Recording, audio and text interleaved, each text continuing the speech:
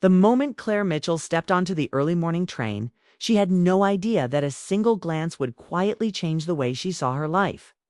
The platform at Union Station was crowded with people rushing toward somewhere else. Coffee in hand, minds already busy. Claire moved with them, rolling her small suitcase behind her, feeling like she was watching herself from a distance. She was 41, well-dressed, responsible, and calm on the outside. Inside, she felt tired in a way sleep never fixed. She found her seat by the window as the train doors closed. The city outside began to slide away, brick buildings turning into long stretches of gray. This trip to Chicago was supposed to be simple. A work conference, 3 nights, a break from routine, nothing more. As she settled in, she noticed him across the aisle. He wasn't loud, he wasn't trying to be noticed. Sat still, reading a book, one ankle resting on his knee. There was something steady about him, something calm. His hair showed a little gray at the sides. His face carried the look of someone who had lived enough to understand silence. Claire looked away quickly, embarrassed by her own curiosity. The train picked up speed, the sound of metal on tracks filling the car. People adjusted their seats, plugged in headphones, disappeared into their screens. Claire opened her laptop, stared at the screen, and closed it again. Her thoughts kept drifting. She had left home before sunrise. Mark, her husband, had kissed her cheek half awake and mumbled, "Safe travels." It wasn't cold, it wasn't unkind. It was just routine. Everything in their marriage had become routine: meals, conversations, even affection. Comfortable but distant. A sudden announcement broke the quiet. "Attention passengers, we are experiencing an unexpected delay due to a signal issue ahead." A soft wave of frustration moved through the car. People sighed. Someone laughed nervously. The train slowed, then stopped completely. Claire leaned back, exhaling. She glanced across the aisle again without meaning to. The man lowered his book and met her eyes. For a second, neither of them spoke. "Well," he said with a small smile, "looks like we're not going anywhere for a while." His voice was calm, warm, and surprisingly grounding. "Looks that way," Claire replied. That should have been the end of it. A polite exchange. Nothing memorable. But the silence stretched, and then he spoke again. "I'm Daniel," he said. "First name basis seems fair if we're stuck together." "Claire," she replied, smiling before she could stop herself. They talked slowly at first, like people testing the water. Where they were headed, work, the weather, harmless things. Daniel was from Toronto. He worked in logistics. He had a quiet sense of humor that didn't ask for attention but earned it anyway. Time passed without either of them noticing. Claire realized something strange. She wasn't trying to impress him. She wasn't choosing her words carefully. She was just talking, saying what came to mind. It felt easy, like stretching a muscle she hadn't used in years. Daniel listened closely, nodding, asking questions that showed he cared about the answers. When she laughed, he smiled like it mattered. The train delay lasted nearly an hour. By the time it started moving again, the conversation felt unfinished, like a book closed mid-page. They continued talking as the scenery changed. Cities turned into open land. Morning became afternoon.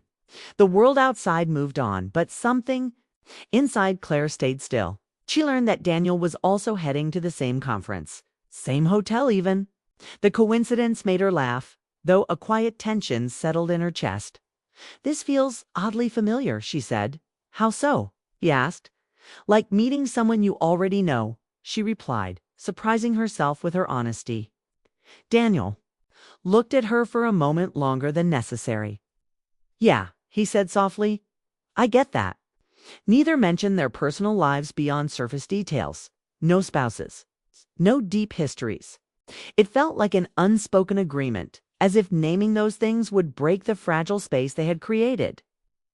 When the train finally pulled into Chicago, the moment felt heavier than it should have.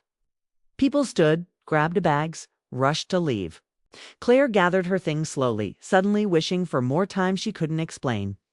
"It was really nice talking to you," Daniel said as they stepped into the aisle. "It was," she replied. "Maybe I'll see you around," he added, half hopeful, half unsure. "Maybe," she said, meaning it more than she wanted to admit. They walked in opposite directions, blending into the crowd. Claire told herself it was nothing. Just conversation. Just coincidence. Just a stranger on a train. But as she rode the cab to her hotel, the city flashing past the windows, his voice replayed in her mind. That evening, her hotel room felt too quiet. Claire set her suitcase down and kicked off her shoes.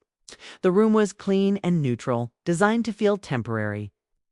She stood by the window, watching traffic move below, lights blinking like distant signals. Her phone buzzed. A message from Mark. "Hope you arrive safely. Miss you." She stared at the words longer than necessary before replying. "I did. Long day talk tomorrow." She set the phone face down, feeling a strange mix of guilt and emptiness. A knock echoed through the room. Claire froze. No one was supposed to be there. She hadn't ordered room service. Her heart began to beat faster for reasons she didn't understand. She walked to the door slowly and opened it. Daniel stood there. He looked slightly unsure, like someone who had talked himself into something, and was now facing the moment of truth. In his hand was a small paper bag from the cafe downstairs. "I'm sorry," he said quickly. "If this is weird, I'll leave. I asked at the desk if anyone from the train was staying here. They mentioned your name."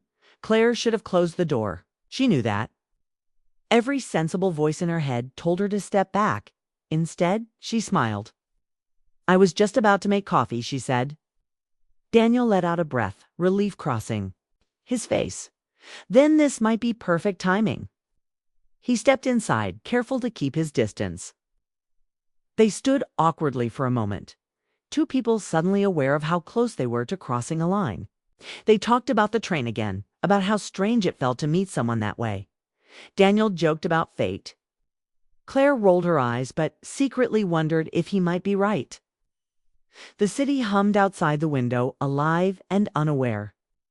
They didn't touch. They didn't say anything they couldn't take back. But the air between them felt charged, heavy with unspoken possibility. After a short while, Daniel glanced at his watch. "I should go," he said. "Before this becomes something it shouldn't." Claire nodded, her throat tight. "Probably." He paused at the door, looking at her with an expression that held curiosity, restraint, and something deeper she couldn't name. "I'm glad I knocked," he said quietly. "So am I," she replied. When the door closed behind him, Claire leaned against it, her heart racing. She knew one thing for certain. This story wasn't over yet. Claire Mitchell woke up the next morning with a quiet, restless energy she hadn't felt in years. The hotel room was still and familiar, but her thoughts were anything but. Daniel Harper lingered in her mind, the sound of his voice, the way he listened, the calm confidence that somehow unsettled her. She tried to shake it off, telling herself it was just curiosity. It's just a fleeting connection sparked by a shared train ride and an impulsive knock at her hotel room door. But she couldn't. Not entirely. The conference that day was crowded, noisy, and businesslike. People rushed in and out of sessions, briefcases in hand, eyes glued to name badges and schedules. Claire moved through the hallways mechanically, presenting the image of composure and professionalism she had perfected over the years. And then she saw him. Daniel Dot. He was standing near the coffee station, alone for once, looking around as if searching for someone. Their eyes met across the room, and in that instant the day's pretense fell away. The noise of the conference faded, and all Claire could focus on was the quiet intensity in his gaze. She wasn't supposed to feel anything. He was a stranger. And she was married, but there it was. A magnetic pull she could not deny. Daniel approached her with a tentative smile.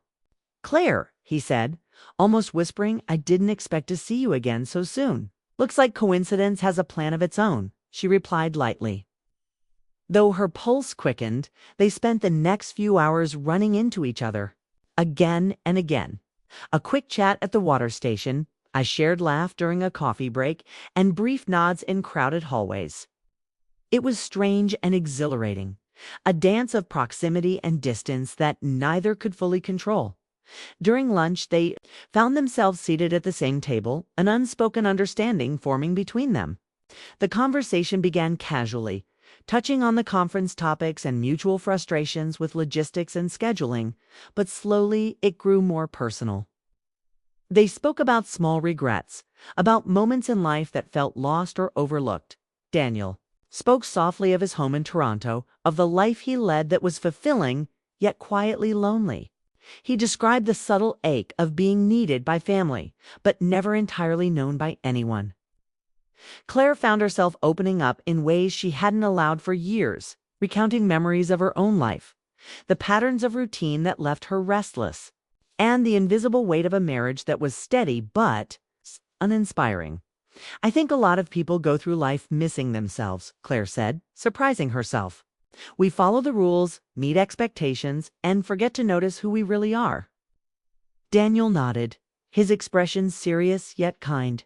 Exactly. It's easy to become someone else's version of yourself and forget your own. There was a silence. Between them, comfortable but heavy. Neither of them touched. They didn't need to. The air was thick with tension, unspoken questions, and restrained longing. After the conference sessions ended for the day, they decided to take a walk along. The river, the city lights reflecting off the water and casting a soft glow on their faces. The streets were bustling with life, yet they felt suspended in their own bubble. Their conversation shifted from personal reflections to the fragility of fleeting connections. The way a single encounter could feel monumental yet remain temporary. Do you ever think about what life would be like if we made different choices? Claire asked. All the time, Daniel admitted. But some choices aren't meant to be made. Some connections are meant to wake us up and then disappear. The honesty in his voice struck her. She knew he was right. Every instinct told her this was dangerous territory emotionally. But the allure of being fully understood and seen in one fleeting connection was impossible to resist. Days passed quickly. Every time they met at the conference, their conversations became slightly bolder, more intimate, yet never crossed lines that would betray their realities. They laughed about trivial things, shared quiet frustrations, and at moments just stared at each other, letting the silence communicate what words could not. On the final night of the conference, they found themselves back outside her hotel. The same quiet tension filled the air, heavier this time, because they both knew the next day would mark the end of their brief. Intense connection. This is where it stops, Daniel said, his voice low, tinged with sadness. Claire nodded, feeling a pang in her chest. She understood. Whatever had begun between them was a spark, not a flame. It was real, but fleeting. Crossing any further line would risk more than either could afford. They stood for a moment, neither wanting to break the spell of the night. Then, almost instinctively, they hugged. It was brief, careful, a gesture heavy with unspoken words. Goodbye, regret, desire, and appreciation all wrapped into one. Claire felt his warmth and steadiness, a reminder of how alive she could feel in a single instant. When Daniel finally stepped away, Claire closed the door behind him and leaned against it. The room suddenly too quiet. Her heart raced. Her mind replayed every word, every glance, every laugh. It was exhilarating, terrifying, and heartbreaking all at once. The next morning, she checked out early, refusing to see him again. She needed to preserve the memory, not complicate it. On the flight home, she stared out the window at the clouds rushing past. Her life felt different, though nothing had tangibly changed. She carried a new awareness, a reminder of who she was beneath routine and obligation.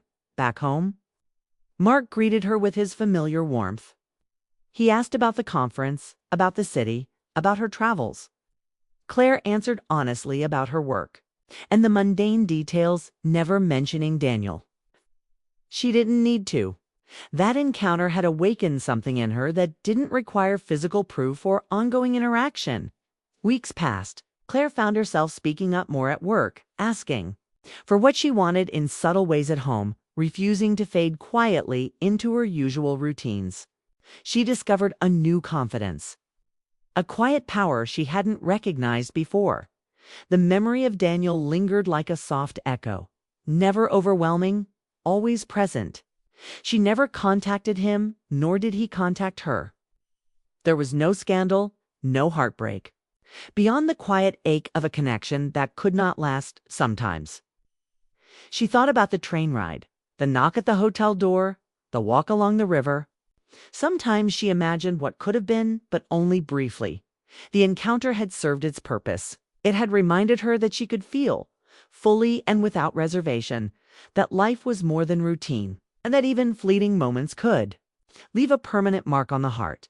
Some connections exist to wake us up, not to stay. Some love stories are powerful precisely because they end before they truly begin. Claire carried that understanding with her every day, a gentle reminder that the heart could expand, even if the circumstances would never allow it to remain fully. Realized by the time spring arrived, the memory of Daniel was like a soft, lingering scent, bittersweet and unforgettable. Claire didn't need him to change her life. He already had. The connection had reminded her that even in the midst of ordinary life, extraordinary emotions could quietly bloom. And in that quiet, she had found herself again. End of part 2.